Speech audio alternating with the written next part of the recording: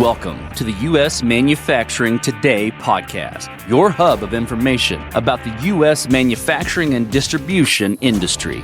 Brought to you by Variable, the on-demand labor solution revitalizing and optimizing your operation, enabling just-in-time response to demand, more efficient production, and lower cost per unit.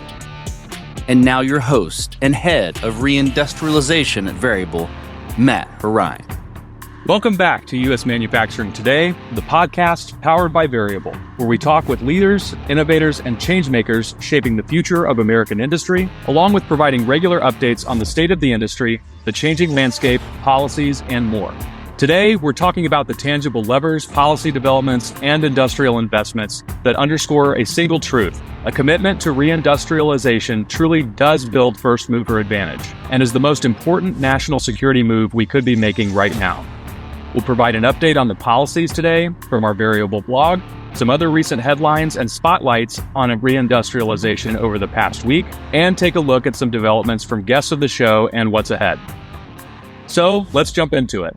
From Variable's Week 27 update, the administration is doubling down with aggressive tariff posture, expanded Section 232 investigations, and trade actions aimed at semiconductors, pharmaceuticals, and other key inputs, part of an overarching strategy to reduce dependence on geopolitical adversaries. One major highlight, an executive order expected by Labor Day that will begin mandating national sourcing tiers for federally funded infrastructure. This would directly boost Tier 2 and 3 manufacturers, a long underserved layer of American supply chains. Meanwhile, the One Big Beautiful Bill has cemented powerful domestic incentives, permanent full expensing of R&D and equipment, facility investment credits, and domestic content bonuses. These represent a long-term bet on reshoring beyond short-term trade leverage, something you should definitely get in touch with your accountant about because the bill is still being unwound and there are a lot of things buried in there. A couple of other headlines this week regarding technology, the technology race, and industrial power, but something most in manufacturing have long seen coming, and we're glad it's finally getting the attention it deserves. There's been a lot of buzz on the phrase reindustrialization. There was a great conference in Detroit this past week that highlighted the urgency of this as a critical national security issue. U.S. manufacturers and tech leaders are viewing this moment as a race, not just over tariffs or steel, but innovation, digital infrastructure, and industrial integrity. There's a lot of talk about the race for the 21st century, fundamentally an American century, but a race against the CCP and China. You may have heard of Belt and Road, but you may not have heard about China's aggressive AI and smart factory push under the banner Made in China 2025, or what analysts now call Made in China 2.0. It has built over 30,000 smart factories with AI, robotics, and IoT integrations. And if the U.S. doesn't match those investments, we risk forfeiting leadership.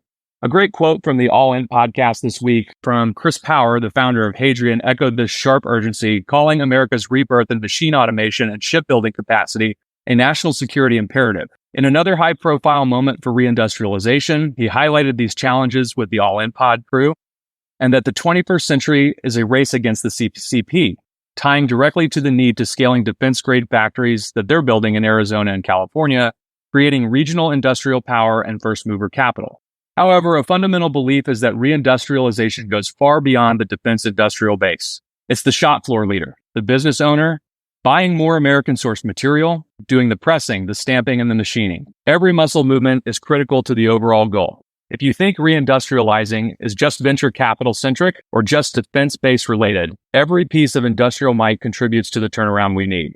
Pivoting now to some enforcement and workforce updates in some of our prior episodes, we covered enforcement around non-domicile CDLs, or commercial driver's license, and the rise of American Truckers United with Shannon Everett.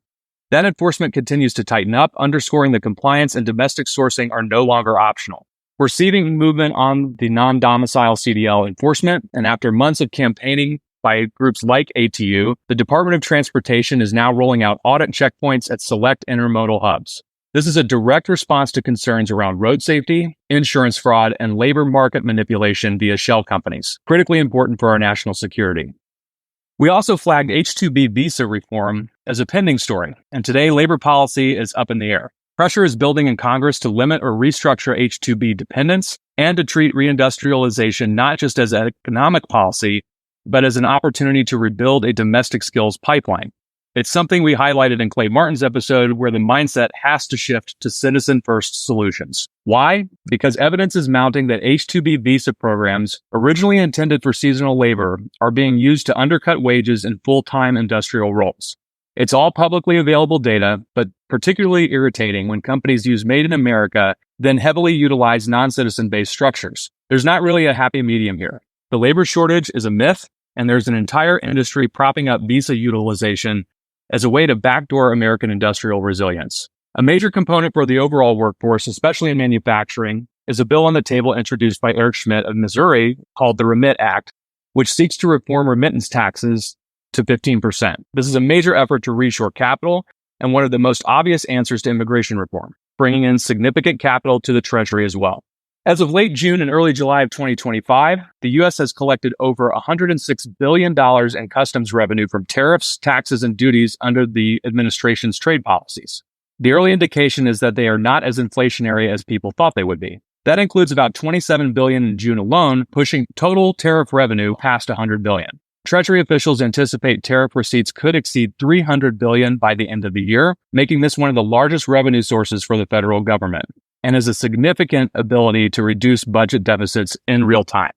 Just a suggestion, and offering this as a point to reference outside of official data, there's a great tool online called Trueflation, which tracks real-time inflation across the board as opposed to the traditional method in CPI. It uses decentralized and blockchain-based platform that sources millions of data points. And for manufacturers and operations leaders navigating supply chain cost volatility, tools like Trueflation deliver near-instant pricing visibility, a powerful tool for decision-making in the era of tariffs and shifting industrial dynamics.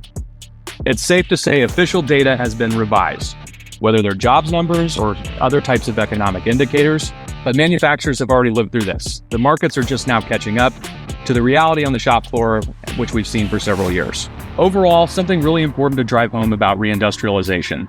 The through line is very clear. When the U.S. backs manufacturing with real incentives, purpose-built factories, scale funding, and enforcement, it doesn't just rebalance competition, it redefines it.